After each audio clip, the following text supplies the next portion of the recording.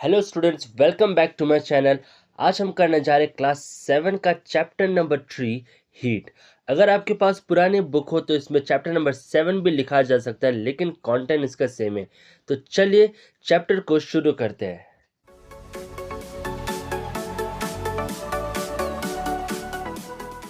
तो स्टूडेंट्स, सबसे पहले समझते हैं हीट क्या होती है। हीट एक फॉर्म ऑफ एनर्जी है।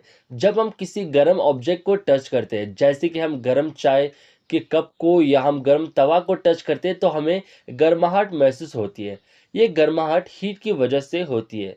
हीट हमेशा एक गर्म ऑब्जेक्ट से ठंडे ऑब्जेक्ट की तरफ बढ़ती है, जब तक दोनों का टेम्परेचर सेम ना हो जाए। हीट की एसआई यूनिट हमारी है जूल्स, और हम इसमें हीट को मेजर करते हैं। अब बात करते हैं टेम्परेचर की। बहुत से स्टूडेंट हीट और टेम्परेचर को सेम समझते हैं, लेकिन दोनों अलग है। हीट एक एनर्जी है, जबकि टेम्परेचर बताता है कि कोई ऑब्जेक्ट कितना गर्म है या कितना ठंडा है। जैसे 2 कप चाय है, दोनों हीट है। लेकिन अगर एक कप ज़्यादा गर्म है और दूसरा कप कम गर्म है, तो हम टेम्परेचर की हेल्प से बता सकते हैं कि कौन सा ज़्यादा गर्म है।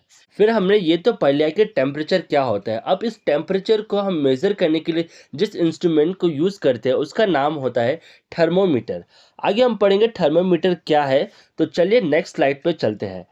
थर्मोमीटर एक इंस्ट्रूमेंट है जो टेम्परेचर मेज़र करता है। इसका एक साइड बल्ब होता है और दूसरा के अंदर मर्क्यूरी या कलर्ड अल्कोहल भरा रहता है। जब टेम्परेचर बढ़ता है तो मर्क्यूरी या अल्कोहल हमारा एक्सपेंड करके ऊपर चढ़ जाता है, और जब टेम्परेचर कम होता है तो ये नीचे आ जाता है। इसी से हम टेम्परेचर की रीडिंग करते हैं कि टेम्परेचर हमारा बढ़ा है या कम है। अब हम आगे पढ़ेंगे कि types of thermometer. Types of thermometer में हमारा एक एक क्लिनिकल थर्मामीटर, लेबोरेटरी थर्मामीटर और मैक्सिमम और मिनिमम थर्मामीटर। तो सबसे पहले हम पढ़ेंगे क्लिनिकल थर्मामीटर के बारे में। तो क्लिनिकल थर्मामीटर सिर्फ ह्यूमन बॉडी का टेम्परेचर मेज़र करता है। जब हमें फीवर होता है तो डॉक्टर इसी थर्मामीटर का यूज़ करते हैं। इसका रेंज हमारा 35 डिग्री सेल्सियस से 42 डिग्री सेल्सियस होता है, क्योंकि ह्यूमन बॉडी का नॉर्मल टेम्परेचर ही इसी रेंज के आसपास होता है। तो इसीलिए हम इस थर्मामीटर का यूज़ करते हैं। फिर नेक्स्ट है हमारा laboratory thermometer. Laboratory thermometer laboratories में हमारा यूज़ किया जाता है। टेम्परेचर मेज़र करने के लिए होता है।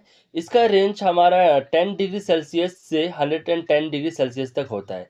इसलिए ये बॉडी टेम्परेचर मेज़र नहीं करता। ये ज़्यादातर लेबोरेटरी में एक्सपेरिमेंट के दौरान ही यूज़ किया जाता है। अब लास्ट है हमारा मैक्सिमम और मिनिमम थर्मामीटर। ये थर्मामीटर एक दिन का सबसे ज़्यादा और सबसे कम टेम्परेचर रिकॉर्ड करता है। इसका यूज़ वेदर डिपार्टमेंट करता है, और ये हमारे जो वेदर रिपोर्ट्स बनते हैं इसी के बेसिस में ही बनते हैं। अब नेक्स्ट है हमारा टेम्परेचर स्केल।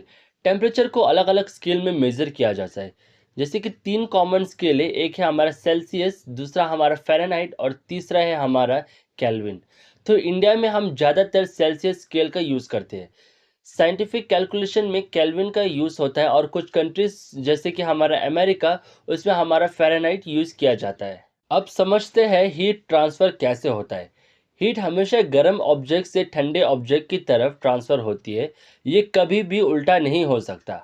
हीट ट्रांसफ़र के 3 मेथड से, एक है हमारा कंडेंसेशन, कन्वेंशन और हमारा रेडिएशन।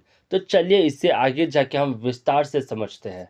कंडेंसेशन हीट ट्रांसफ़र करने का एक तरीका है जिसमें हीट ट्रांसफ़र हम करते हैं।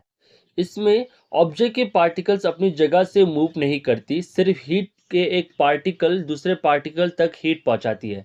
इसके एग्जांपल की मैं बात करूं, अगर आप एक स्टील का स्पून गर्म चाय में रखते हैं तो कुछ देर बाद स्पून का जो हैंडल होता है वो भी हमारा गर्म हो जाता है। तो ये हमें क्या शो करता है कि इससे हमारा हीट ट्रांसफ़र हो रहा है एक ऑब्जेक्ट से दूसरे ऑब्जेक्ट तक।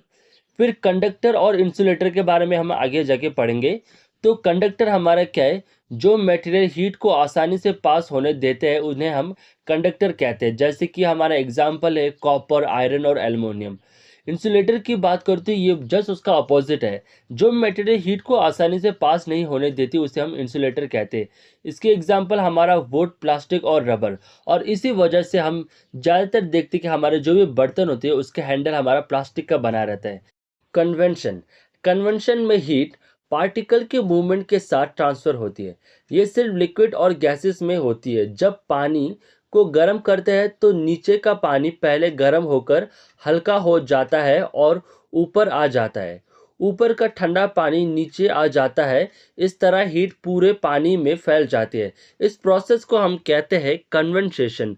एग्जाम्पल आपको यहाँ पे दिया है, sea breeze and land breeze. warm air rising above a heater, hot water circulating while boiling। तो ये थे हमारे एग्जाम्पल। अब नेक्स्ट है हमारा रेडिएशन। तो रेडिएशन हमारा क्या है? रेडिएशन एक हीट ट्रांसफर का एक ऐसा मेथड है जिसमें मीडियम की ज़रूरत नहीं पड़ती। हीट सीधे रेस के फॉर्म में हमें मिल जाती है। इसके एग्जाम्पल है, heat from the sun reach the earth by radiation. तो जो हमारे सन से जो हमें हीट मिलती है उसके लिए हमें कोई मीडियम की ज़रूरत नहीं पड़ती, वो रेस के थ्रू हमें मिल जाता है। और feeling warm from a room heater. तो रूम हीटर जब हमारे पास होता है तो हमें ऐसे ही गर्म लग जाती है उन्हें बिना टच किए। फिर नेक्स्ट है हमारा feeling heat from a fire even without touching. तो जब कहीं पर आग लगती है तो आग जलाते हैं तो हमें हीट मिल जाता है बिना उससे टच करे। तो ये हमें उसके रेस के थ्रू मिलती है। अब हमें जो टॉपिक पढ़ना है उस वो है हमारा समर एंड विंटर क्लोथिंग। तो समर और विंटर क्लोथिंग में हम क्या पढ़ेंगे कि समर में हमें लाइट कलर क्लोथ्स पहनने चाहिए क्योंकि ये सूरज की ज़्यादातर हीट को रिफ्लेक्ट कर देती है और हमें ठंडा रखती है। विंटर में हमें डार्क क्लोथ्स पहनने चाहिए क्योंकि ये ज़्यादातर हीट ऑब्जर्व करती है और हमें ठंड महीने में गर्म रखती है। अब लास्ट टॉपिक है हमारा होलो ब्रिक। आजकल घर बनने में होलो ब्रिक्स का यूज़ किया जाता है। इनके अंदर हवा फंसी होती है। एयर हीट की बैड कंडक्टर होती है, इसलिए ब्रिक्स गर्मियों में ठंडा रहती है और सर्दियों में गर्म रहती है। तो इसलिए हम होलो ब्रिक्स का यूज़ करते हैं। So thank you guys for watching my video. अगर आपको मेरा वीडियो अच्छा लगा तो लाइक शेयर कीजिए और चैनल को सब्सक्राइब जरूर कीजिए।